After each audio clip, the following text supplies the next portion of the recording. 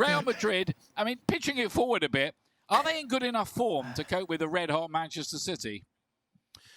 You would say no. You would say no, but you always say no about Real Madrid. They always just seem to do enough and go through the motions where you feel that, judging their performance tonight, they have to improve exponentially to beat Manchester City. But in the Champions League, they do find something else.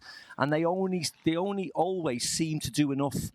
And then the big games come around and they reach another level. So we'll wait and see. But, you know, going into the tie, you would certainly say Manchester City are favourites to qualify, particularly with the second game being at the Etihad. I think that's a big thing. I think they were trying to think about that game, the Tuesday night game, early in the second half. Take it a little easier, ease their way through. But it didn't work, did it? They invited Osasuna back in the game. Osasuna deserved their equaliser, and then they kind of had to go again.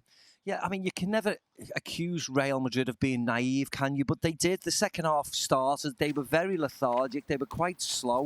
I'm listening to the boys. They didn't utilise Vinicius Jr. at all in that early part of the second half.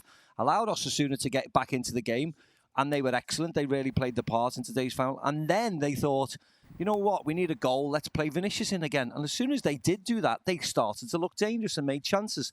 But they did enough, and I've won the trophy yet again.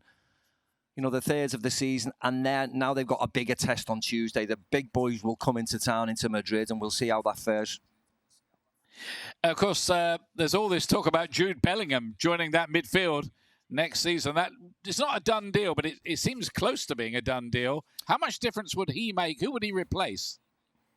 Well, I think he's just a long-term successor for Luka Modric or Toni Kroos. I know he doesn't necessarily play in that advanced role, but he wants to drive forward, Jude, so he's going to give them something that they don't have in the central areas. I know Fede Valverde wants to go forward, but I think with Tchouaméni and Camavinga, he's a different type of player, isn't he? And I think he will benefit, he'll benefit playing with Luka Modric and Toni Kroos for another couple of years, how long they stay.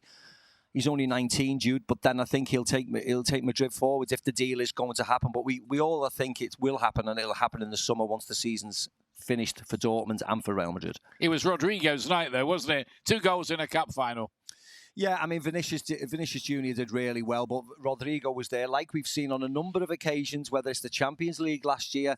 He steps up and scores goals in the big occasions, and he's done exactly that today. You see him there with the trophy, the MVP, the Man of the Match trophy at the end of the game. He deserves it, but I thought it could have easily gone to Vinicius Jr. as well, because he was excellent, and he did have a couple of assists, regardless of the second one bouncing off a Toni Kroos shot.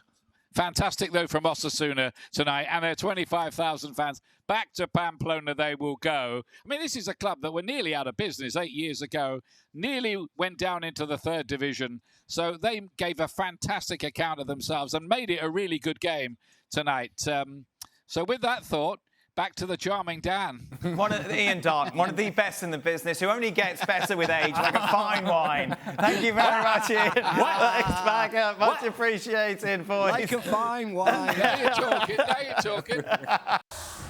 Thanks so much for watching ESPN on YouTube. And for more sports highlights and analysis, be sure to download the ESPN app. And for premium content and live streaming, subscribe to ESPN Plus.